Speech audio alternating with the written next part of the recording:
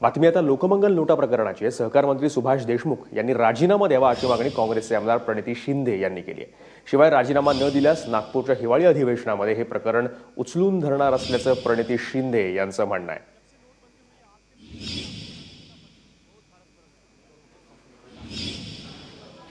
प्रणिती शिंदे काय म्हणाल्या ऐकूया।